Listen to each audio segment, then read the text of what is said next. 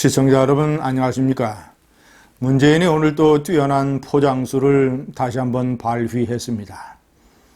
수석보좌관회의에서 조국 사태의 끔찍한 분열 현상, 광화문과 서초동으로 나뉘어서 대립되고 있는 거리 분노,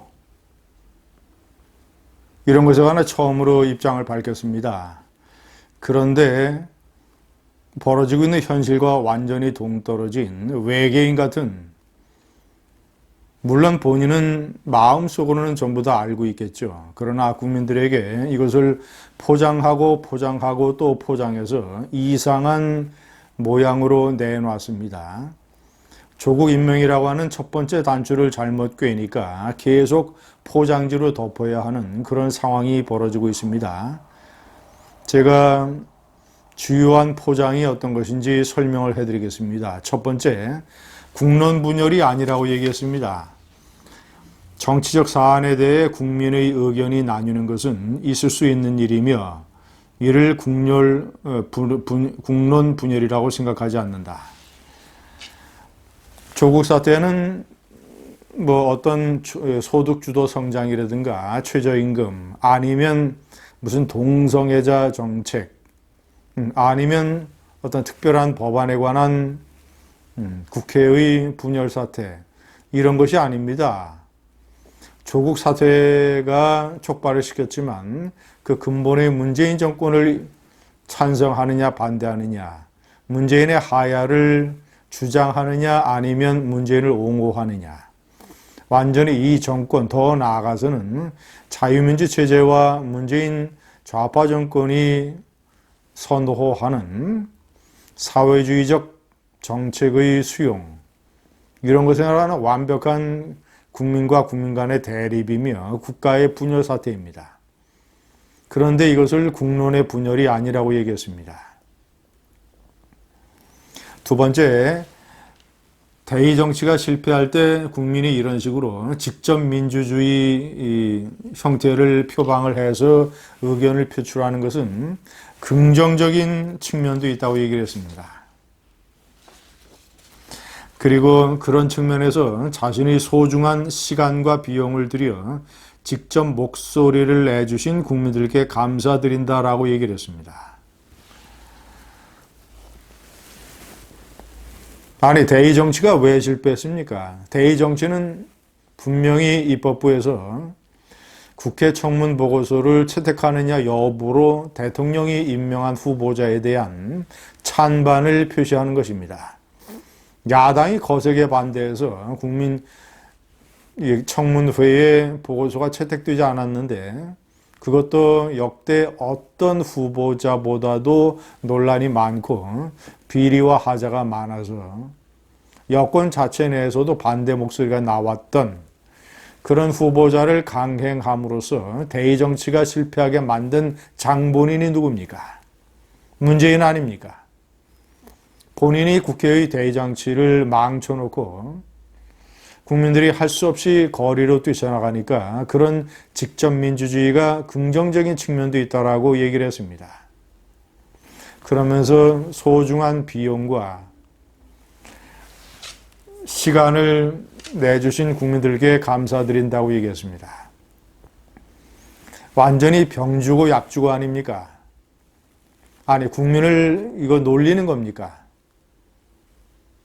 국민을 자극하고 국민의 분노를 부채질하는 것도 정도가 있는 것이지, 대통령이 대한민국이 아니라 완전히 어디 지구 밖의 나라의 대통령인 것처럼 말을 하고 있습니다.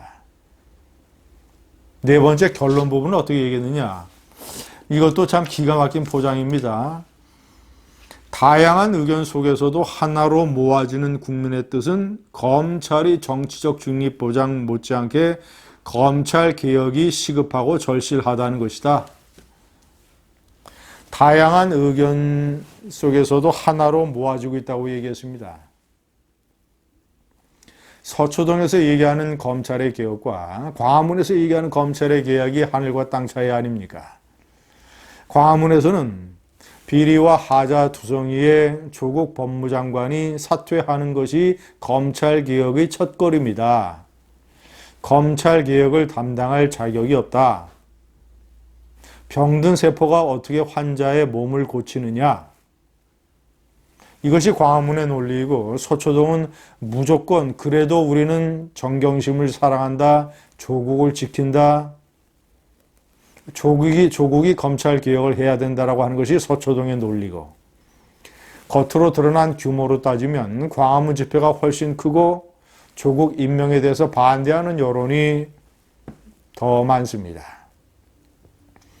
그런데 국민의 다양한 의견이 검찰개혁이라고 하는 하나의 뜻으로 모여진다고 이런 식으로 사퇴를 호도하고 있습니다. 제가 서두에 말씀드린 것처럼 현재 진행되고 있는 문재인이 저렇게 얘기를 한 수석보좌관 회의가 열린 청와대 밖에서 어떤 민심이 폭발하고 있는가? 리얼미터가 오늘 발표한 9월 30일서부터 10월 4일 그러니까 개천절 집회가 포함이 되어 있는 것이죠. 여론조사 결과에 따르면 리얼미터 조사로서 역대 최저 44.4%, 부정이 52.3%, 거의 8%포인트 차이입니다. 조만간 10%포인트 차이로 넘어갈 것입니다. 저는 5 내지 10%의 거품이 있다고 미리 말씀을 드렸기 때문에 지지도는 40% 밑으로 뚝 떨어져 있을 것입니다. 그런데 포장이 된 여론조사도 저런 식으로 나타나고 있고 중도층에서 많은 이탈이 있었습니다. 중도층의 지금 문재인에 대한 반대와 찬성이 약 거의 6대4 정도가 됩니다. 중도층에서 이탈한다고 하는 것은 조국 사태를 보수냐 진보냐 좌냐 우냐 이런 이념의 울타리를 넘어서 사회 공동체의 기본적인 가치, 도덕, 염치, 원칙 이런 측면에서 판단하는 사람들이 적지 않다는 것입니다. 대표적으로 중도층의 이탈이 그것을 말해주고 있습니다. 정의당이 5% 밑으로 추락을 했습니다. 거의 1%포인트 가까이 떨어져서. 이것이 단적으로 제가 좀 전에 말씀드린 이런 정의당의 지지자들조차 등을 돌리는 조국 사태. 민주당과 한국당의 차이가 5%포인트 차이로 좁혀졌습니다. 거품을 빼면 사실상 한국당이 민주당을 역전하고 있을지 모릅니다. 다섯 번째, 조국 반대의 시국선언을 한 교수들이, 서명 교수들이 11,000명을 넘어섰습니다. 지난번에 이름이 공개된 교수들이 3,200여 명이었죠. 그때 서명자가 4,000여 명이었는데 잘하면 얼마 있지 않아서 이름을 공개해도 된다라는 교수가 10,000명이 넘었을 것 같습니다.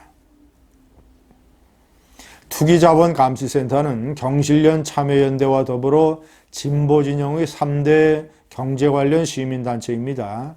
경실련은 이미 조국에 대해서 반대하는 성명을 냈습니다. 참여연대는 단체 자체는 눈치를 보고 있는데 그 집행위원장 김경률 공인회계사가 좌파를 신랄하게 비판을 하면서 참여연대를 뛰쳐나왔습니다. 투기자본감시센터는 최순실과 우병우를 고발을 해서 이른바 국정농단 사태에 기름을 끼얹은 단체입니다. 그 투기자본감시센터에서 조국 부부를 포함을 해서 7명을 뇌물죄로 고소했습니다. 이 코링크 관련 회사들, 코링크가 투자한 회사들이 코링크의 돈을 수십억 원을 주고 정경심이 자문료를 받고 기타 등등 조국의 동생이 또 고문료를 받고 이런 것들이 결국은 조국을 생각한 뇌물이다. 시청자 여러분, 민심은 이렇게 흐르고 있는데 국론 분열이 아니고 광화문에 뛰쳐나와 주셔서 감사하다고 얘기하는 대통령. 그도 참으로 내가 봤을 때는 정신적으로 힘들 것 같습니다. 왜냐? 머리와 마음, 육체 안에서는 돌아가는 사태를 정확하게 알고 있을 텐데, 느끼고 있을 텐데 할 수 없이 정권을 지키기 위해서 저렇게 얘기를 해야 되는, 그도 얼마나 마음고생이 심하겠습니까? 감사합니다.